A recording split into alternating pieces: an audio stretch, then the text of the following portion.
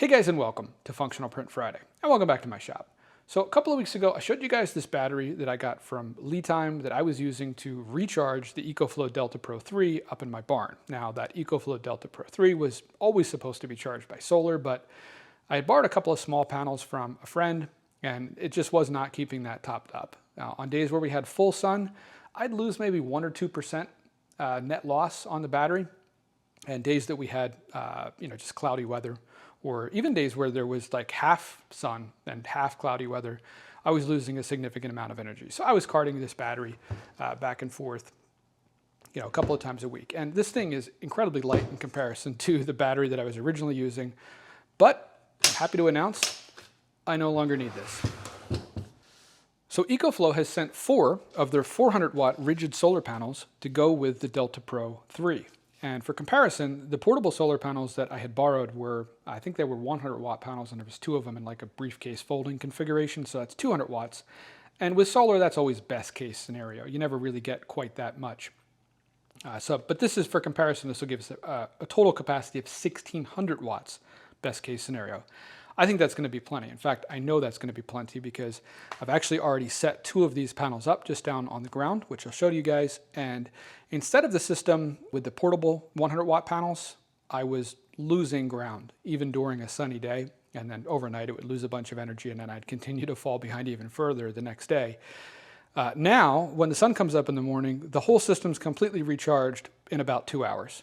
So I think we're going to have plenty of power. But before we can put those solar panels up on the roof, there's a number of things that we have to figure out, and I think 3D printing is going to come into play for at least 3 different things. Nah, probably 4. Yeah, I'd say 4 things for sure.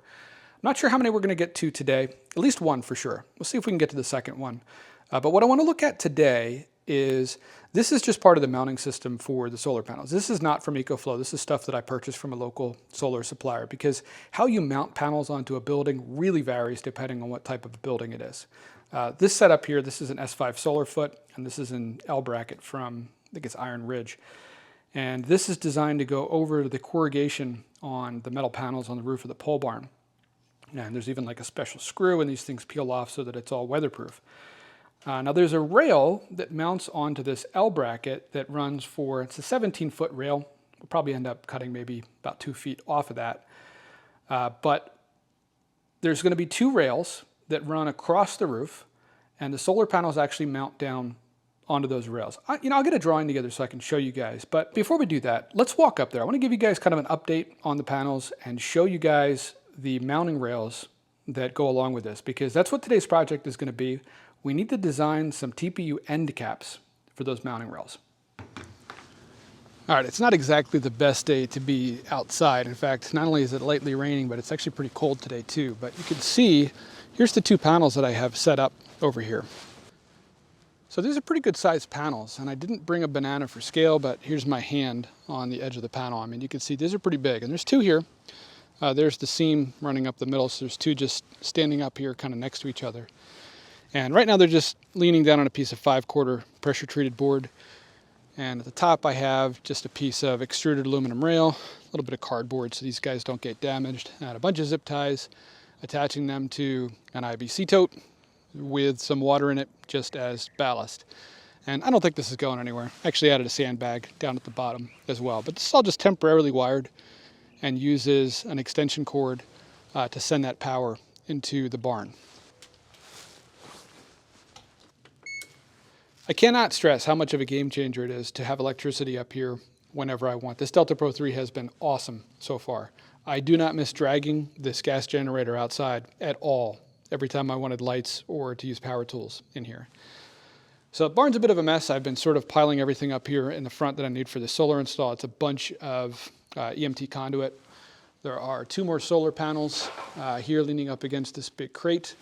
And this is the rail down here that we need to make end caps for. So this is XR100 extruded aluminum rail from Iron Ridge. And I picked this up locally from a solar distributor called Greentech Renewables. They were great to deal with. Anytime you need stuff like this, like these are 17 feet long. Don't try and order this stuff online. Like, just find a local distributor. Shipping on this was going to be like 600 bucks. I did check. They do actually sell end caps for this XR100 rail. But we're going to make our own for two reasons. Reason number one, yeah, I forgot to order the end caps. But then when I went to look at the end caps, because I figure, I can order them from anywhere and just have them shipped. They're just that, like, I don't know, really basic kind of afterthought, hard plastic kind that pop in and look like they're going to stay on there for one season and then you're never going to see them again. And this is going to be up on the roof. Like, I don't really care what it looks like. But again, this is a 17-foot long rail. The T-slot portions here are open, like the whole length. I'm not worried about them really. But this large section here in the middle, if we don't cap this, that's a pretty big cavity. I can almost guarantee I'm going to have wasps and other insects, and maybe even rodents. We have actually had some, I occasionally hear like small rodents up on the roof. I don't know how they get up there, if they're crawling up the gutters or what. But I don't want things making the inside of this rail home. So whatever we put in there, I want it to stay, and I really don't want to go up on the roof to pop the caps back in. So let's figure out how we're going to get the dimensions of this. Oh, while I'm in here, this is going to be another future print as well. All this stuff that is just piled up here next to the EcoFlow box, this is all of the DC stuff that's on all the time. I'm using this switch on the front of the Delta Pro 3 to turn on and off the 240 volt circuit that feeds the panel in here.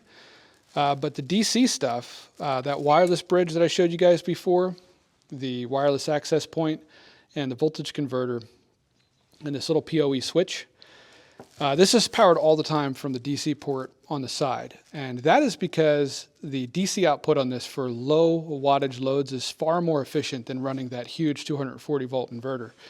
But all this stuff needs to get off of here and mounted up here on the wall somehow. So that's going to be a future print as well. I think we could probably design some custom brackets for these little Wago terminals, and we'll come up with mounts for all this stuff and get it off the bench here. All right, so here is my actual design of the pole building. And this was the design that I created and gave to the architect, and then they created the actual plans that the pole building was built from. Anytime you have the opportunity to provide as much information as you can for something like this, it's totally worth doing. The barn came out looking exactly like the drawing that I gave them. I couldn't be happier. If you just describe roughly what you want, you really can't complain when that's not what you get. So here's the rough position that I want to put the solar panels on the back. And what's not depicted is those two rails that they're going to sit on, because I don't actually have the drawing generated for that yet. Hopefully I can add that after today's episode. And the other thing that I'm hoping that we might have a chance to get to is this line here is showing, I'd like to run a safety line over the roof to put these panels on. Anytime I've worked up on a roof, I've always just thrown a line over the roof, tied off to something very solid. Like I'll probably just park the tractor there and put the keys in my pocket to make sure that nobody can move the thing. And the line runs over the roof and you come up the ladder, line drops over the side. So as soon as you come off the ladder, you can clip onto it. And I have a harness and a descender, so I can make sure I don't have more slack in that line than I need at any point in time. And actually my friend Tom is going to be helping me with this. He's probably going to do most of the work on the roof. So there might be two of us up here, but for the most part, there's just going to be one person. Now, when I've used a safety line like this in the past, just over the top of the roof, it's been on asphalt roofs. And there's usually like a plastic vent with asphalt shingles over top of it. And you can pretty much just put your safety line right over top of those, and it might squish it a little bit, but it always pops back up. I've never seen like any actual damage after the fact. However, the roof of this barn is metal, and it has like a real thin sheet steel ridge on it. I know if we put a safety line over that, it's going to bend it. It might partially spring back, but it's absolutely going to bend it. In fact, I have some pictures I took from the drone. Let me grab those. All right, here's an actual picture of the roof that I took with my drone on a nicer day than today. And you can see this thin steel ridge up here. And this actually works as a vent because air can go underneath this section here and here, and it's just open under there. We can't see up there, but these roofing panels don't come all the way up and meet. There's like a 2-inch gap in the center. And the end of this just comes to a point. They just folded it over as kind of a nice little accent. But this is not a strong piece of material. If I throw a rope over this, it's going to push this down and crease it in the middle. So I'd like to come up with something that actually carries the load over this ridge down to this flat section here where it sits on top of the ridges on the actual roof pieces itself. And those are screwed down through into purlins. So I can hear you guys down in the comments now that I shouldn't be 3D printing something that is for safety, but consider the fact that I'm only trying to protect the roof surface. If we design something reasonably thin, but thick enough to carry the load across here, the worst case scenario is it somehow completely disintegrates and the rope now ends up on top of this, this vent here at the peak of the roof. So the rope maybe becomes, I don't know, 2-3 inches longer on this side over here, and we damage the roof, but we don't hurt ourselves. I mean, yeah, I guess it might be a surprise when suddenly you move 3 inches down the roof, but I don't think that's going to be a bad day for anybody. And I also feel like I should mention, this is not my garbage down here. My property pretty much stops right at the back of my barn. This is my annoying neighbor who I don't think has cleaned anything in his yard for 40 years. And here's an overall shot of the roof of the barn. This is the front. This is the front face of the barn that you guys have seen plenty of times. And here is the rear of the barn. And this is taken at about 4:30 p.m. So this is already to the part of the day where I'm not anticipating really needing any energy from these panels. And the panels will still be located in an area that primarily gets sun. And I think I might actually wire the 4th panel, which is the one that would have shade over here once the leaves come in on these branches, on a separate circuit for a completely different reason, but that'll also mean that that panel is not shaded for the majority of the day. This should get full sun from probably around 10 a.m. until, I don't know, maybe 4 o'clock, maybe even as late as 5 in the evening. So I think we're gonna have plenty of energy collected from these panels. So I went up on the Iron Ridge website and I tried to find some CAD drawings of this extruded aluminum XR100 rail. I didn't find any CAD drawings. I actually found a link to a DWG, but it's more like engineering drawings that you would submit like for permitting. I didn't find anything that actually had a cross section of this that you could export, but they did have this PDF cut sheet, as they called it, and this had all the dimensions on it, and I thought, you know what, I think we could probably just cut this section out, pull this right into CAD, and then just trace over this. So first I just took this section out. I imported just the flat part of the side view of that drawing here into CAD, and then I went and I just traced right over that after scaling it to size. And then I just took this sketch and I just extruded this up 3 millimeters. So let's go ahead and print this, and then we can walk back up to the barn and actually just hold this up to the side of the rail and see how close we are. All right, I brought the miniature tripod up so I can hopefully set you guys down and use both hands. Yeah, I think we're right on. That is looking pretty good. I mean, we're going to do this at a TPU, so if it's not 100% perfect, it should still kind of flex and go in. But, I mean, the lighting isn't super great here, but that looks like it is perfectly aligned with our actual aluminum extrusion. So, all right, let's keep going. All right, and here's what I've come up with so far for the design. I basically took the inverse of the sketch that we had for the extruded rail, and I turned that into essentially like pillars here that are going to slide into the end of that rail and hopefully lock in place. And then it's a solid cap at the end. I went 5 millimeters thick on this because I wanted to add some bevels as well. And you can see that here on what I'm hoping is the final one. And I think I get a little bit cute here and put the ID for the rail on here as well. This is the XR100 rail. I don't remember what the other names are, but they have a smaller rail and a larger rail as well. I think they actually might just be the same shape scaled up and down. So maybe I'll bother actually creating the correct sizes of this for their other rails as well, and then go ahead and like publish these on MakerWorld or something. But I think we are at the point where we are ready to go ahead and print this out and see if it's gonna work. I'm gonna do this in SUNLU black TPU. That is the 95A stuff. I want it to be flexible enough to kind of squish a little bit and stay in place, but I don't want it to be so flexible that it can work its way out, you know, with heating and cooling cycles that this is going to be exposed to either. So I think that that's going to be the right choice, but let's print it and find out.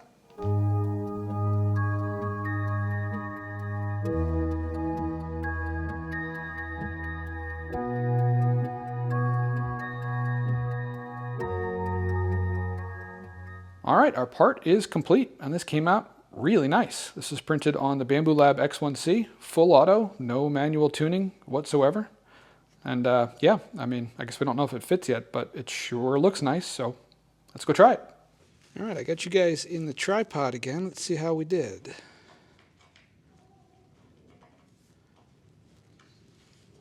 It might be too big. I didn't want to chamfer these because I kind of wanted that hard edge to sort of grab on the inside.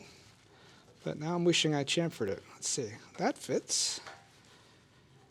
I wonder if it's just these, you know, there's sort of pillars here to slide into these different parts of the extrusion. It's probably just the challenge of trying to line these all up at the same time. I think it makes sense to get this side in first.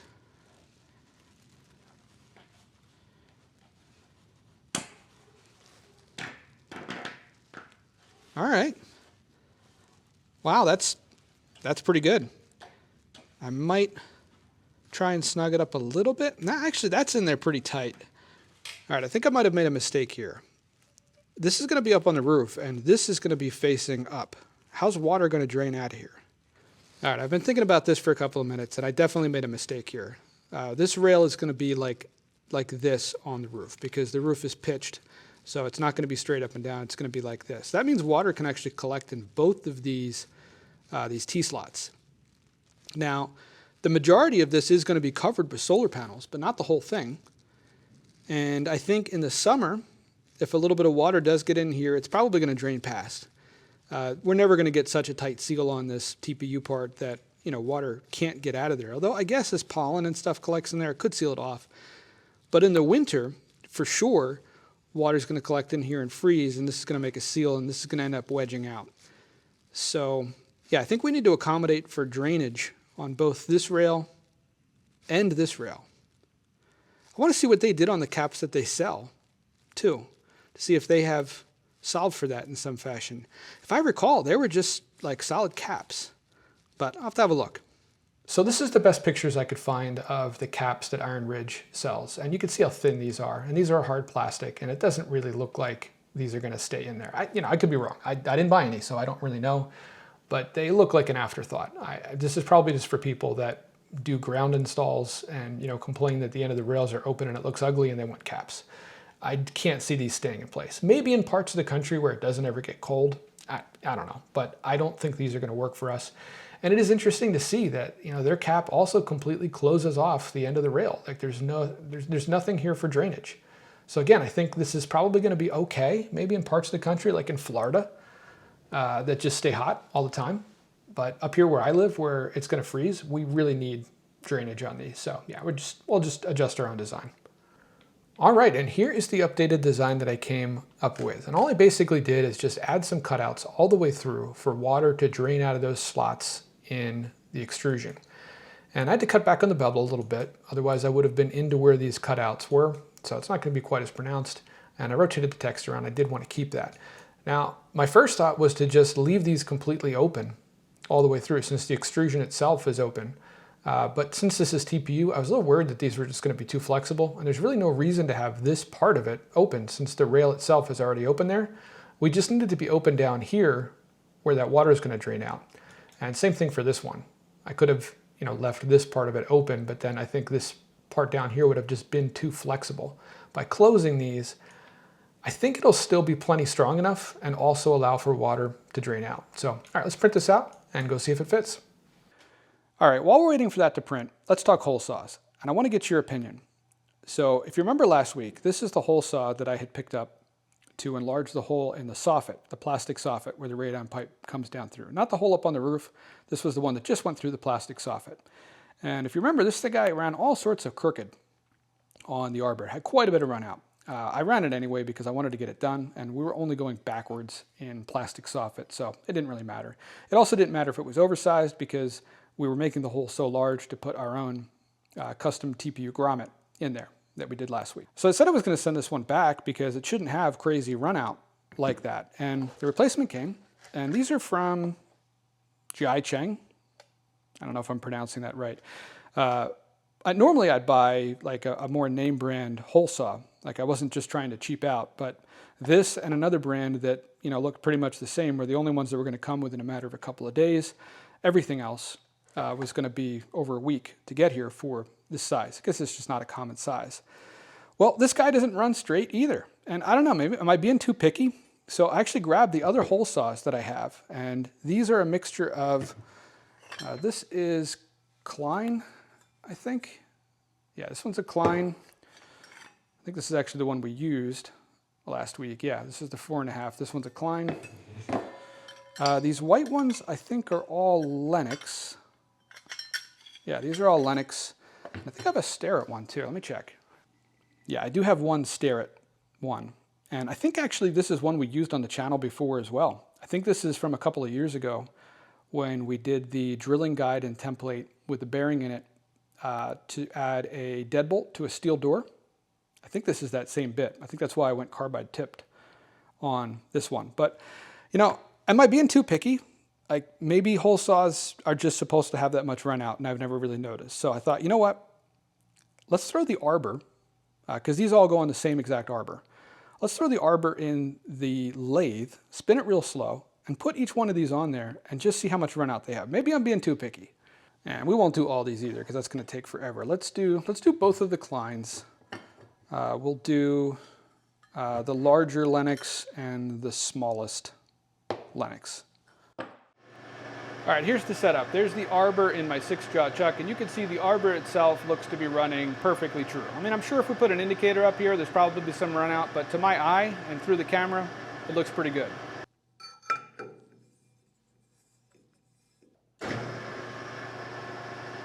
All right, that's the giant Klein, and I gotta say, I don't see any run out there.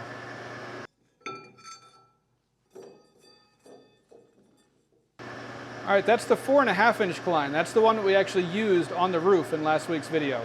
Also looks perfect. All right, this is the Lennox, and this guy's seen a couple hot suppers, but it looks pretty tough. And I should mention, I'm testing each one of these the same way. I'm spinning them onto the arbor until they come to a stop, and then I am starting the pins in, backing them off until the pins line up, and then threading in the pin. So not each one of these is going to be tight back up against the back of the arbor. That's just not how these hole saw arbors work. That one also looks really good. All right, this is that little tiny Lennox.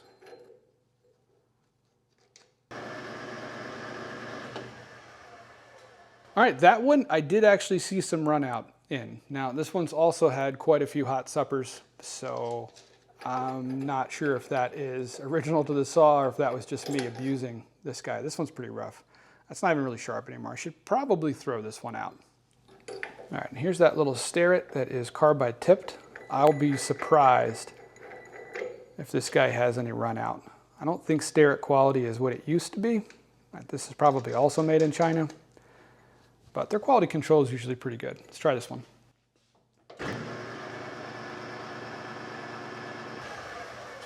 Yeah, that looks really good. If there's any run out there, it is not much.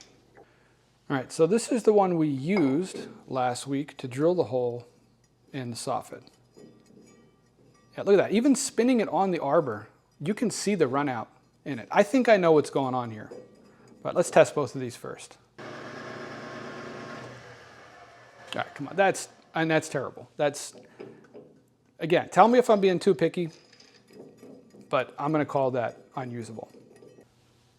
All right, this is the brand new replacement one that they just sent me.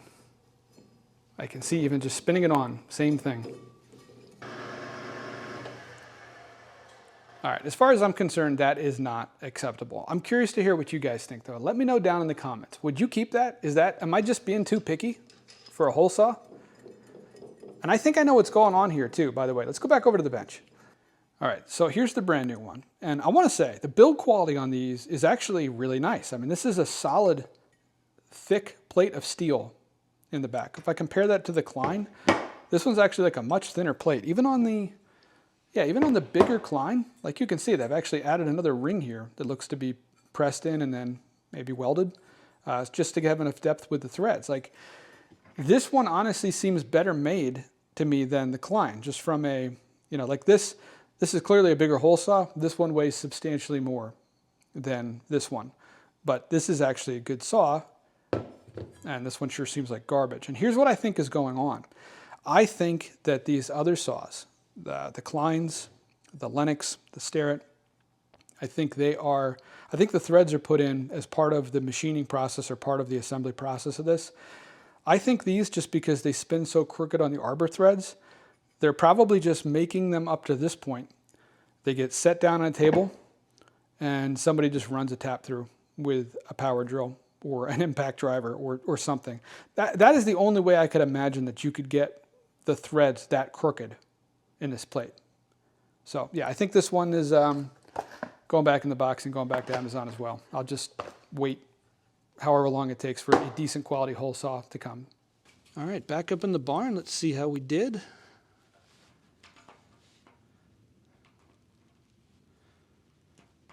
Yeah, it goes in real nice with that bevel, but I think we're a little bit too loose. Yeah, if I'm lined up perfectly straight, it slides a little bit more freely than I would like. So that's not a big deal. I can just increase the size of our insert area. But yeah, I think that's going to work out really well. This now, we have the strength of this being connected at the top, but both of these rails now should drain out of these holes, which, you know, at this point now, I think this is, not only is this going to stay in the slot because I'm going to make this a nice tight fit with flexible material, but it actually can drain. If I had bought the stock caps, yeah, they definitely for sure would have been off after one winter because ice would have wedged it right out. All right, I realize the camera angle up in the barn makes it super hard to see what's going on, and the H2D wasn't busy doing anything, so I thought I'd just print out an analog of that aluminum rail in just a short section here. And you know, I didn't print this out to show off the print quality of that machine, but man, that H2D does a really nice job. If I printed this on the P1S or the X1C, like, it would look good. I wouldn't be complaining about it, but we'd be seeing some VFAs in these surfaces. It just wouldn't be this smooth. This is at 0.2 millimeter layer heights. Maybe if I printed it at like 0.12 or 0.16, might look close to that smooth, but for 0.2, like, I don't know, it's just, yeah, if I hold it just right in the light, I can start to see what might be some really minor VFAs, but I'm holding it in the most extreme lighting position here, trying to see any imperfections in the reflection. And yeah, if there's anything there, it is really minor. It is just super smooth all the way around. So, all right, anyway, here's first of all how this is going to sit on these feet. So this mounts again to the roof. There's a T-bolt that holds this to this L bracket. So this will be on the roof like this. And then the solar panels actually mount on the top of this rail. So here's our final piece. And this should fit in here. I mean, they're both from the same sketch, so it's probably going to fit in this better than it does the actual rail. Yeah, that's the fit I want on the rail. So I'll just have to increase the size. Maybe I'll just go like 101% and see how that comes out. Yeah, that's a really nice snug fit in there. That's the fit that I want. But hopefully this illustrates, since I can kind of hold it in the light a lot better here in the shop than we could in the barn, how these are going to drain. Even though this is closed on this face, you can see that the hole here lines up with the lowest part of this. So water will drain out of here, and water should drain out of here just fine. Actually, the lettering came out pretty nice on there as well. I wasn't sure how well that would work for TPU.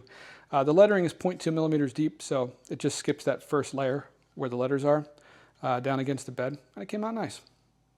So I'll mess with the fit of this over the weekend until I get the same exact snug fit that I have here in our test piece in the actual aluminum rail.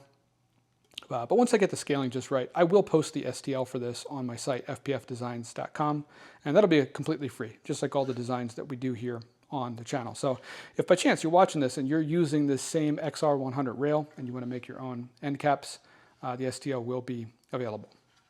Well guys, I think that's all we have time for this week. I thought we might get to starting the design work on the ridge protector for the safety line where it goes over the peak of the roof, but it's gonna have to be next week. I might actually mess with it over the weekend and see if I can get at least a sketch done for the profile of the top of the roof, because my friend Tom's coming over on Sunday, I think, and we're gonna get up there and just kind of talk everything through and make sure we're on the same page with how everything is gonna mount.